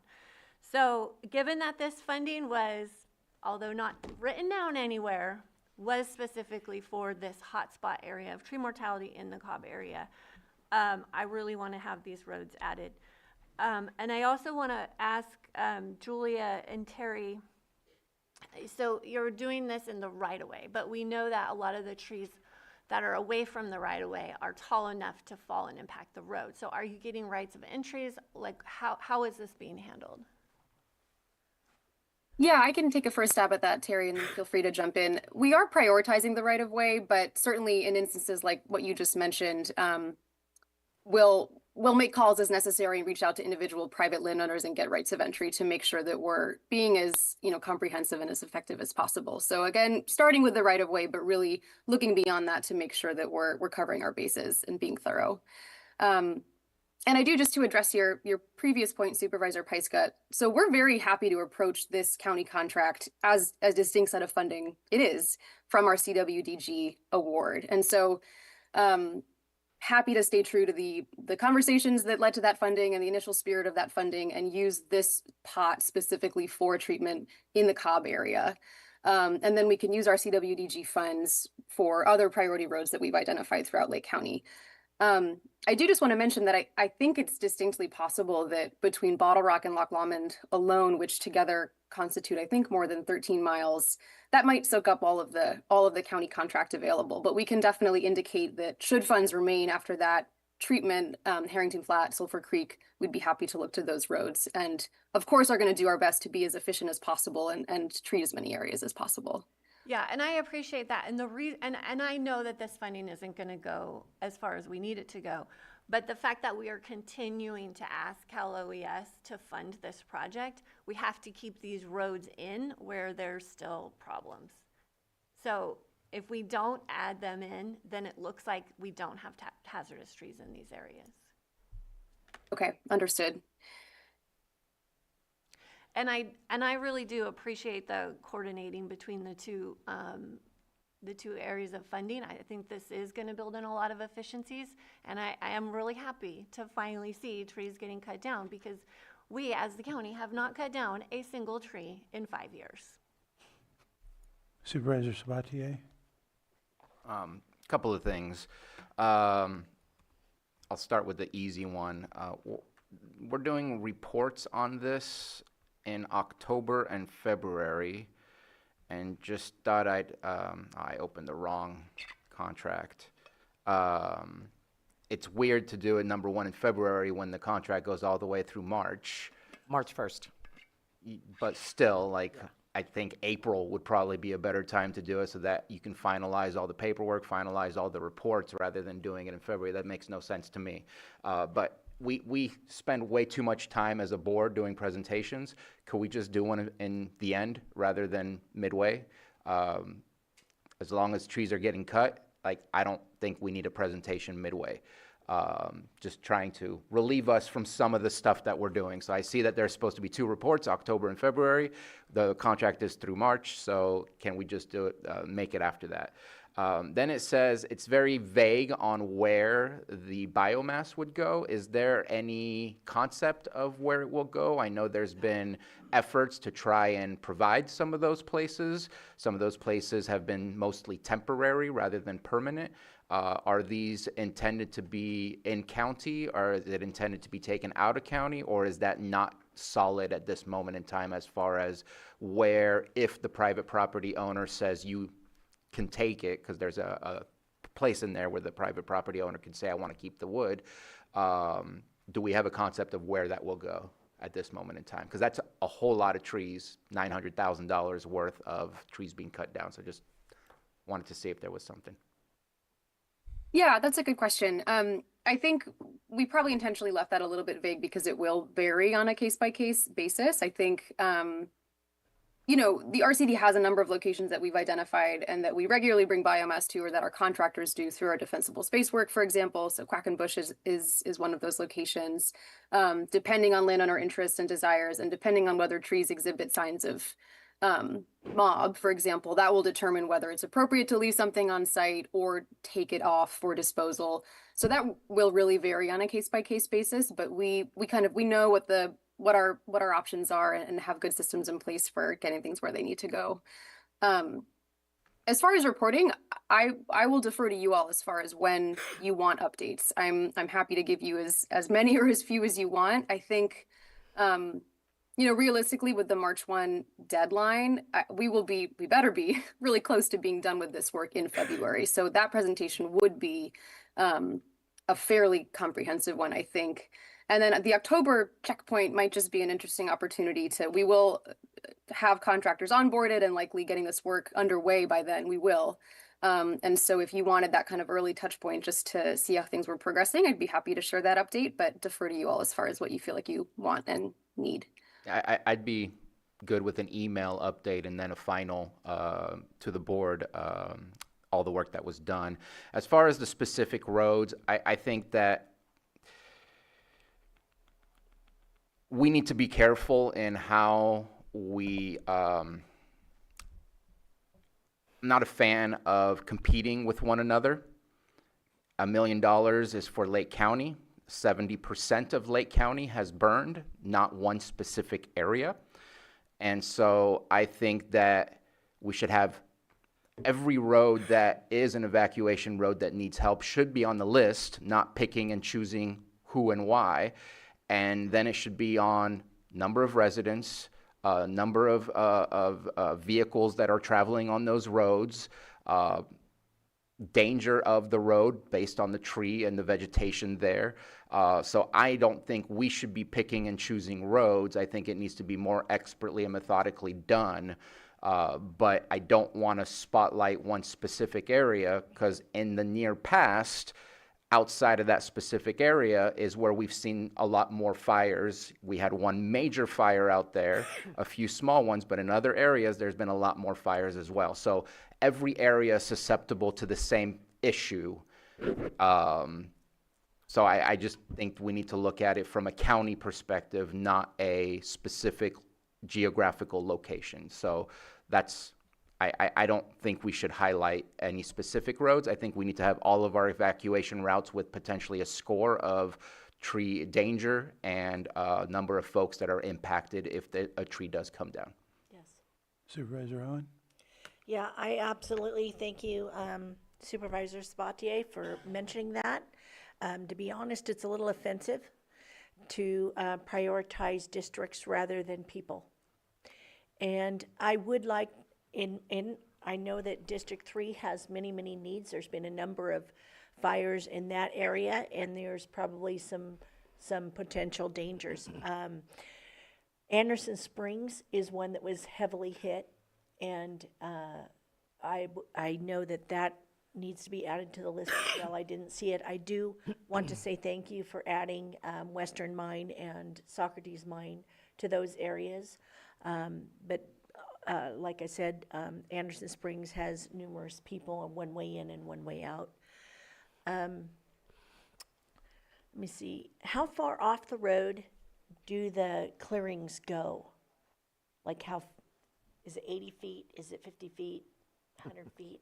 What is this good for? That's a great question. Because a lot of the rights-of-way in the county right-of-way is prescriptive, which means, as I understand it, we don't really have it.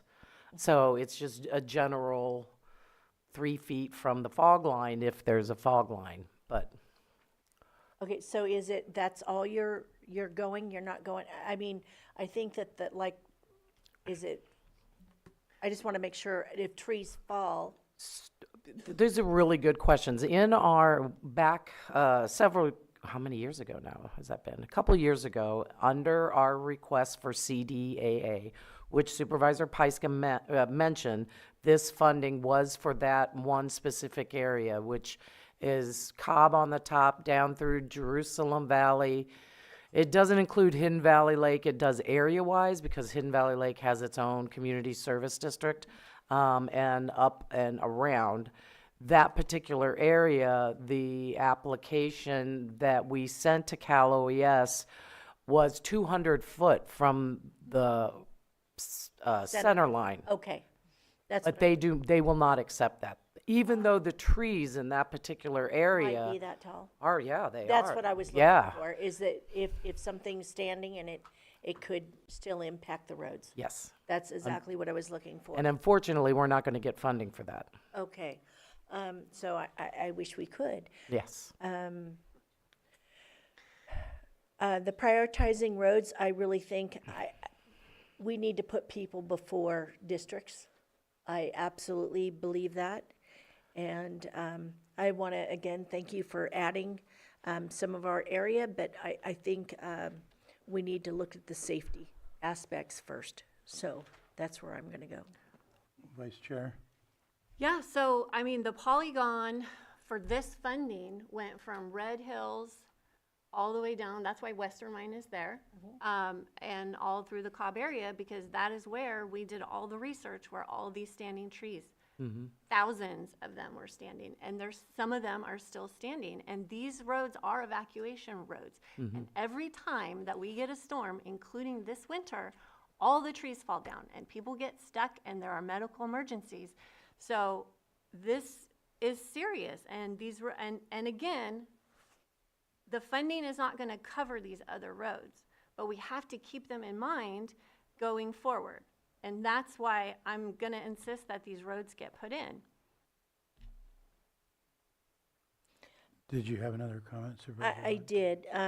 What do you, I don't understand where you're saying it will not cover other roads. What other roads? Well, if we add in these other roads where every single time we have storms, trees come down, Harrington Flat, Gifford Springs, the other roads have been, and Sulphur Creek, those are the roads, 3 roads that are in the hot spot where tree mortality happened, where we had the bark beetles and the. So what roads are but not I'm covered? still talking. So this is where the bark beetle and the Doug fir started dying in mass. And there's still hundreds of thousands standing, but along the roads, a lot of them have fallen. So I just want those 3 added in the contract in case there's money left over, which there won't be, because once they do Bottle Rock and Loch Lomond Road, that should be expended. But because we're continuing to push Cal OES on year 6 to help us fund getting the rest of these trees taken down, we have to keep the focus on this polygon area. And that's why Western Mine is there, because these are the areas of the hot spots where the trees were dying. And I went up in the helicopters several times. We had CAL FIRE experts, we had entomologists, we had Mike Jones. We gathered all the data for many years, and this is where the hot spot is. So I'm glad that the roads that are listed, but I want these roads in there so that we can continue to look for more funding. But what you're saying is if we add Anderson Springs, where there's a multitude of people. Well, wait a minute. Are there standing trees that were killed from bark beetle and? Not fire. Yeah, after the fire, Can't the be county went through and cleared the right-of-way out of the trees after the fire. So Anderson Springs doesn't have this issue. Western Mine does, because that slope of Mount St. Helena was a major hotspot for the bark beetles in the drought. And that's why there's all those conifers that are really dangerous. When they fall, you know, they can be 3 feet in diameter, and they fall all over the place. After winter storms, I've driven, and there's hundreds of trees down, and people can't leave their homes. And I've been out there with the fire chiefs. I've been there during the storms. This is a serious issue. So I just want the roads kept in there for consideration, because people cannot leave their homes in these storm situations. It's not just a fire issue. And just to clarify, what the Cal OES request under CDAA, the California Disaster Assistance Act, goes back to 2015 in the state of California in their drought emergency. And so what we worked on in the survey that Tetra Tech did of hundreds of properties, the focus was on drought killed trees exacerbated by bark beetles, because bark beetles are opportunistic. Even though these are native bark beetles impacting the pine trees throughout the county, but really bad around the Cobb area. And so after the Valley Fire, there was funding for wildfire killed trees. I don't think the CWDG funding has that limitation. Yeah, they can. It's very flexible. Yeah, it's just any standing dead tree. But this other funding may have those limitations. Because it was part of the project. But you don't know that it does. Well, we applied for this funding that had to be tied to the drought. Right. And then we never heard back from Cal OES. So Senator McGuire helped us get this $1 million to kickstart the project so that we could start removing trees. And the reason why we have like almost $900,000 is because that little plus $100,000 was used to survey these specific trees that were killed by the drought and the beetles. Yes. The conifers. Right. It cannot help. It could not help with the mob. It had to be specific with the conifers. Supervisor Owen, did you have? No. Okay. So just so I'm clear, we've got these roads that are listed in the staff report.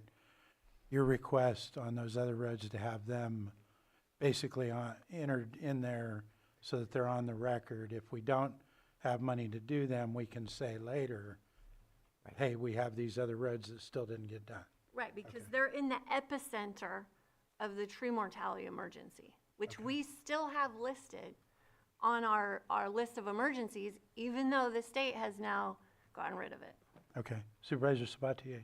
I mean, part of that doesn't make any sense to me. This is a contract for money funded to do a service, and if we put more than what the contract can do, that helps us with the state. That's just weird to me. The contract should cover what the contract is expecting to do. But I just want to give a positive, because we're arguing here. I know that I was curious because, yes, Lake County RCD is amazing at what they do, but we directly decided to work with them without going outside and looking for anything. And the one thing that really stopped me in my tracks 100% is thank you for having a 3% to 4% administrative fee that goes to RCD. The rest goes directly to the services of taking those trees down. And that 3% is lower than anything I've ever seen on a contract. And so I just want to highlight that and say thank you. We did not go out to bid for this. We directly worked with RCD, but they are absolutely underbidding anything that I would ever anticipate we see, because that administrative fee is as low as it gets. So I just wanted to highlight that part of the contract. It was greatly appreciated, and I just want to end on a positive note. Okay, and I don't think we've opened to the public yet. Go ahead. Go ahead.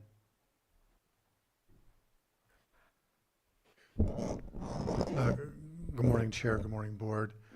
I think it is important that we get these trees cut down, but I'm just listening to this conversation, and one of the things I would like to caution the Board is what's called confirmation bias, which is this is the area we studied, so this must be the most important area, and the areas that weren't studied apparently aren't as important. And I think we're hearing that a little bit.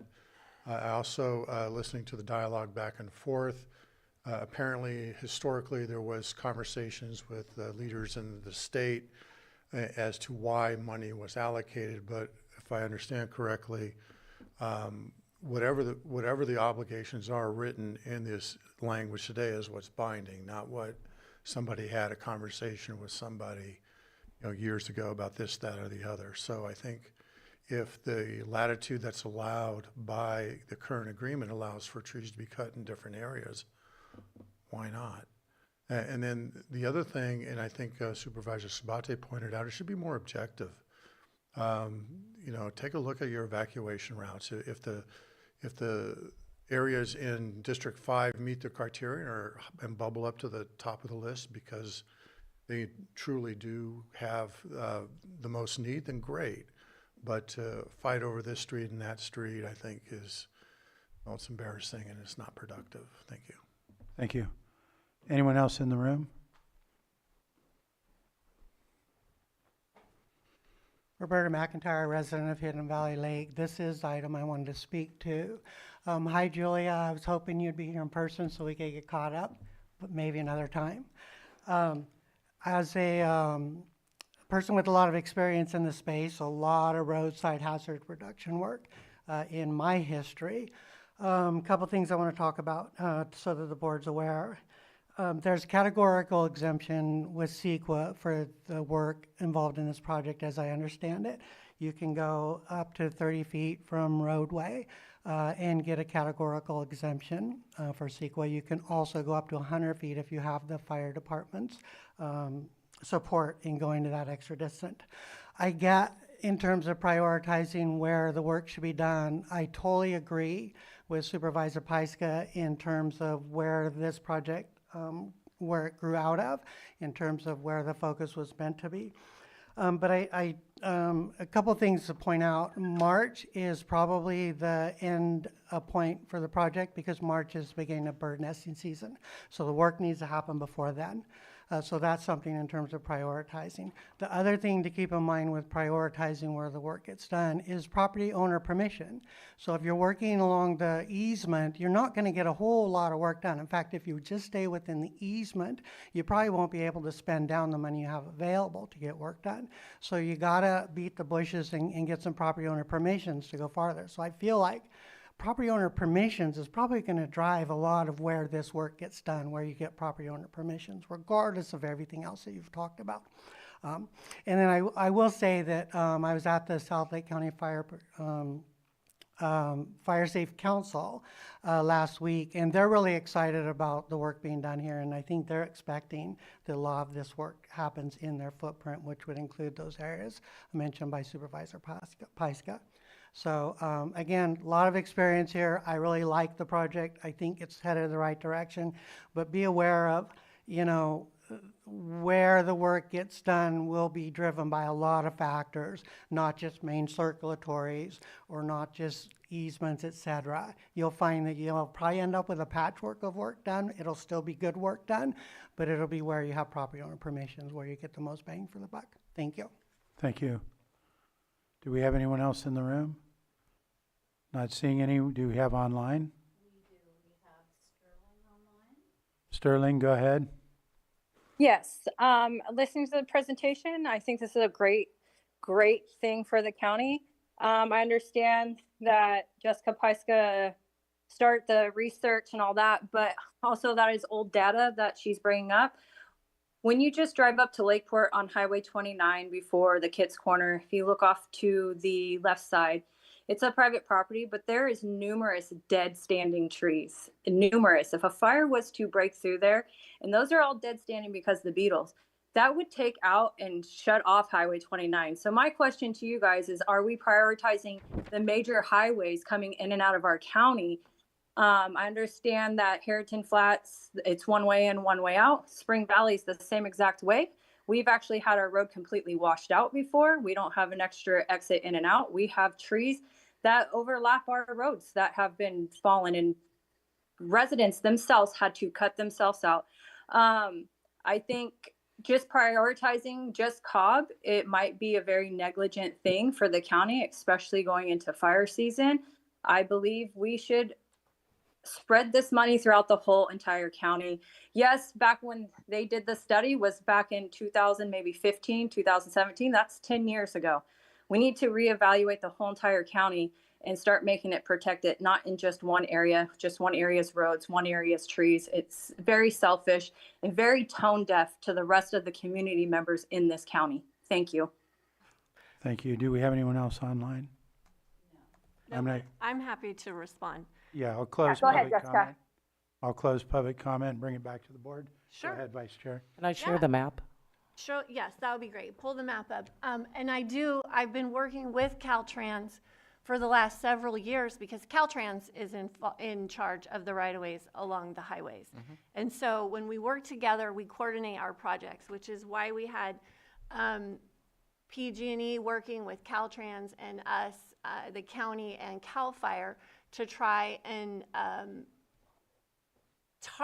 work within our lanes to clear as many trees. So that group of standing dead trees along Highway 29 is a really dangerous situation. It is on private property, and Caltrans has done a lot of the work in the right-of-way. So you're right, but that's the state's responsibility. And the data that I'm talking about is not 10 years old. It's 2024. It's from, yeah, we started collecting data in 2022 and mapping it all through 2024. So this is the polygon. This is the area that I'm talking about. These are the hot spots where the trees have been identified. I mean, these are areas in the big tall pines where we have standing dead trees, and it's a danger. It is a real danger to people when they can't get out. Right. I actually got a call from a constituent who's a logger on Harrington Flat in a series of storms. I think this winter, it was in March or something. He had to spend the entire day cutting out all of his neighbors because they couldn't leave during the storm. Right. And this map that I'm showing is part of, this is, it's a still active request for funding for assistance under the California Disaster Assistance Act. Myself and Deputy CAO, I'm sorry, I can't remember your exact title, Matthew. Matthew Rothstein, we're in conversation with Cal OES today to try to get this updated. And so this was the area that was surveyed.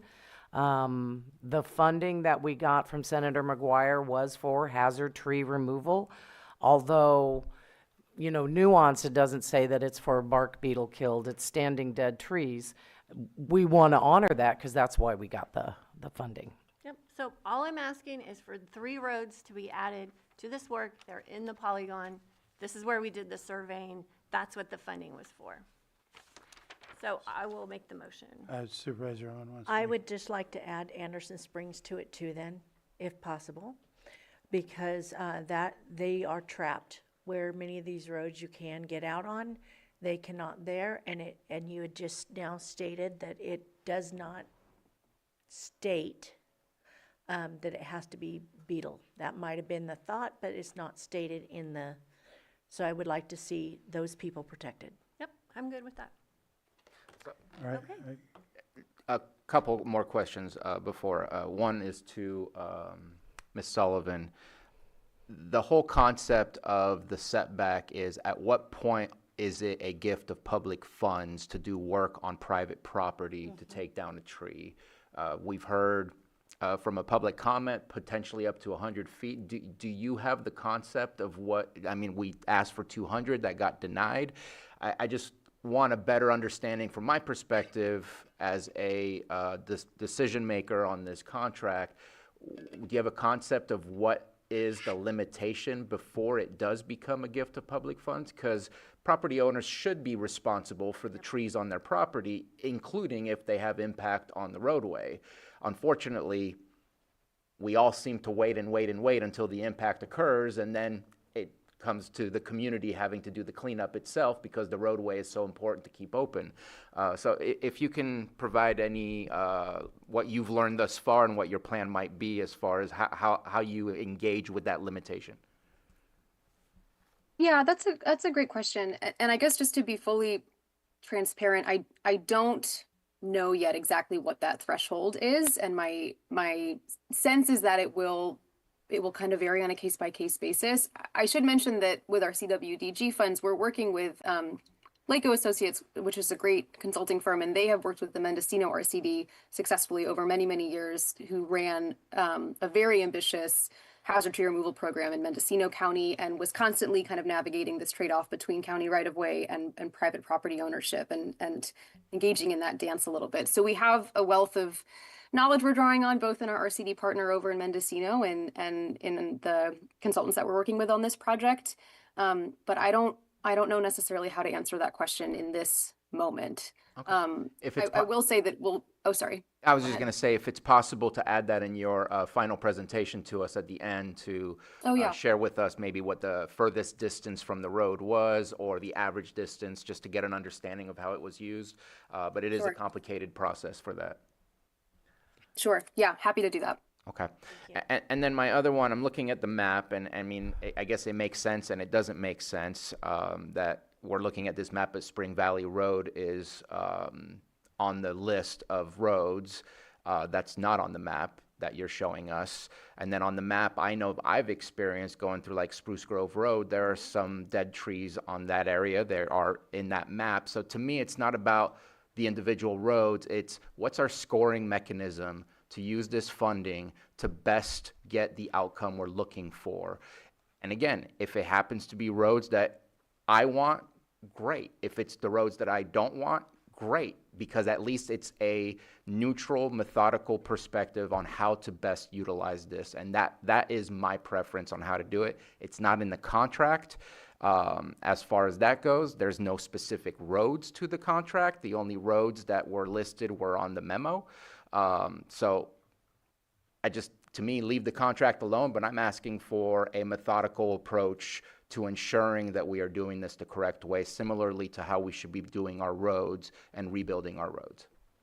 I concur with that. I think that's really important. Well, Go ahead, Vice Chair. I mean, we could take the roads out and just say, focus on the area within the polygon and then prioritize evacuation routes. Well, when we met, we did prioritize evacuation routes with the Lake County Fire Chiefs Association. That's how these were listed. And I'll just add, oh, sorry. Go ahead. Just add that at that meeting, the factors that we took into consideration in identifying this preliminary list of roads were critical evacuation routes, And then also population centers and kind of levels of traffic. And so we had that perspective both from the Public Works Department and then also fire chiefs. And yeah, so that was definitely baked into kind of this initial list that we came up with, certainly. I thought the roads were listed in the contract. I believe they are. Yeah, I think they are.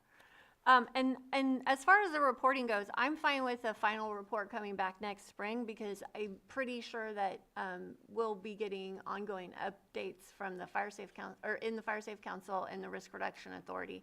So that's good for me. And then a final update next spring.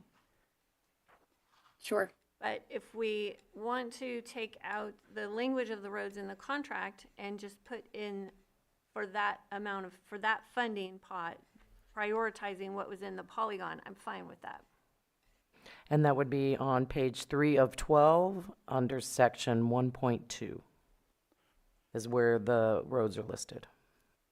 And any other thoughts from? 3 of 12. 4 of 13. Oh. Well, not on my version. I don't have a problem with doing it that way either, with taking the roads out if the board's good with that. Yeah. Yeah? Okay. But then do we need the language for What language are you replacing with if we take the specific roads out? And at the same time, Spring Valley Road is on there again, and it's not on the polygon, and I think that's an important road as well. And we've been getting continuous comments about a one-way in, one-way out. Yeah. So I guess without being awkward and rude, the polygon's not exactly correct. well, no, because Or it's incomplete. There's two pots of funding. The CWDG funding can work on MOB, can go anywhere. But the funding, the almost $900,000 from McGuire, that was specifically for the polygon. So that's what I'm talking about, is I want to make sure that we're not missing the work that the funding was intended for the $900,000. And then the other pot of funding can be anywhere in the county, and can be outside the polygon. So these priority areas, as well as other evacuation roads requiring tree mortality,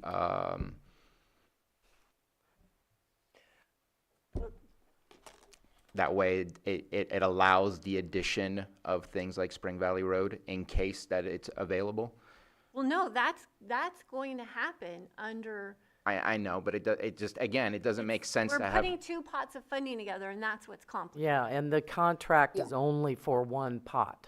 So why is Spring Valley on there in the first Right. place, I guess, is my question. It It just just- confuses everything as to, like, at one point, we needed to have roads because it would have an issue with the state. Now we're taking off the roads, and it's fine. I'd say just take off the roads and say the priority areas and leave it at that, and we do need to have a way to prioritize what we're doing. How about the priority, these priority areas align with the 2022 CDAA Affected request? by tree mortality. Right. Supervisor Owen? I think how far, something was said earlier about by the time we get done with Bottle Rock and Loch Lomond Road. Loch Lomond Road, there's not gonna be any funding left. And that's disturbing that we're starting there and that there won't be any funding left.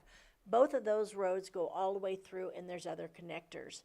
Something like Anderson Springs, you are stuck, and in Spring Valley as well. One way in, one way out. There's no other way in or out. And I think that needs to be recognized, first of all, that when there's only one way in and only one way out, we have to protect those people. That's our job. And I think that how far the funding goes will be dictated by the distance off from the road that we can clear. So if it's 50 feet off the road, for instance, we're going to get much further than if we're going 100 feet off the road, and we have to worry about the gift of public funds. I know that my place burned, and I had a whole orchard I had to take out on my own dollar. So I know that's also true, and that's something I didn't really think of till Supervisor Sabatier had mentioned. So this is a good thing either way. What we're fighting over is where the money's going to get spent and basically who's most important. We need to take care of our citizens and make sure that they can escape during disasters. Thank you. Yeah, I mean, so again, we have two pots of funding, so there is a lot that we can cover. I think Roberta mentioned the right of entries is the biggest holdup. So if we try and, for example, do Bottle Rock Road, but we have trees on private property where the owner is non-responsive, we can't cut those trees down, and those trees stay. So you've got to go to where the rights of entries are granted, and that's the work that clerk does all the time. And it's really important to have that flexibility. So let's keep the roads out. Let's talk, I think there was a little bit of language that was exchanged so that we can, the funding from Senator McGuire can address the polygon of the high tree mortality, and the CWDG can focus on the other areas of the county that could have flexibility to include mob and all the other areas that were identified by the fire chiefs. Supervisor Owen and then Sabatier. Oh, no, go ahead. And just to go back to the wording and looking at county council, as well as Ms. Logsdon, to see if there's a concurrence. The priority areas severely impacted by tree mortality. Would that be enough to make it vague? For the CDAA application? I can look at the language. As identified in the CDAA application. I'm okay with that. If that's the funding that we're using, then it makes sense that it be applied in such a way. But I think that our job is not to pick and choose roads. Our job is to say, go out and conquer and do the best that we can with the money that we have to do the best impact. Right. That's it. The nice part about the area that is part of phase, as it's called, phase 1 in the CDAA request, is the Tetra Tech has rights of entries and has the contact information for a lot of property owners, which will make it a little bit easier. And they were also the contractor, I think, for Cal OES after the Valley Fire. So again, and there's a local contact in that area, which, because right of entries are onerous to get a lot of times. Yep. All right, County Council, did you want to comment on that, any of that? Yes, thank you, Mr. Chair. So it sounds like there's a revised language that's being proposed here, so that if your board chooses to approve this contract, it would be approved as amended. Would like to note under 1.2, under that same bullet point, the preceding statements there did expressly state that the selected arborists will be deployed to survey priority areas and identify trees for removal in the right-of-way along critical evacuation routes. Priority areas were developed in partnership. It recognizes those, you could call them recital type language, but it does acknowledge or obligate the arborists to be deployed to survey priority areas and identify trees for removal. So if your board is considering removing the last sentence of that bullet point that starts with these priority areas, it sounds like the language would be, for approval of the contract as amended, would be these priority areas are based on severely impacted areas, areas severely impacted by tree mortality as identified in the CDAA application. So that's the proposed amendment for your board's consideration. Okay. Mr. Chair, I move that we approve the contract with the Lake County Resource Conservation District for hazard tree removal in the amount of $893,950.81, and as amended, and approve the contract as amended, and authorize the chair to sign. And just to clarify, 18 cents? Yes. And 18 cents, sorry, I was in the middle of 18 cents. Okay, we have a motion Second. and a second. All in favor? Aye. Aye. Opposed? Hearing none, that carries 4-0. And that concludes that item. At this time, we're going to go into close. Go ahead and comment. Yes, thank you, Chair. I just recommend that you read 8.1. You don't need to read the rest because we don't have. Okay, okay. So we're going to go into our 1045 8.1 closed session item. This is a conference with legal counsel, existing litigation pursuant to Government Code Section 54956.9 D1, Radislav versus Lake County and others. And we'll have a partial shutdown. Sam, how many minutes for that? 5? So we'll be in a 5-minute recess until that happens. Oh, me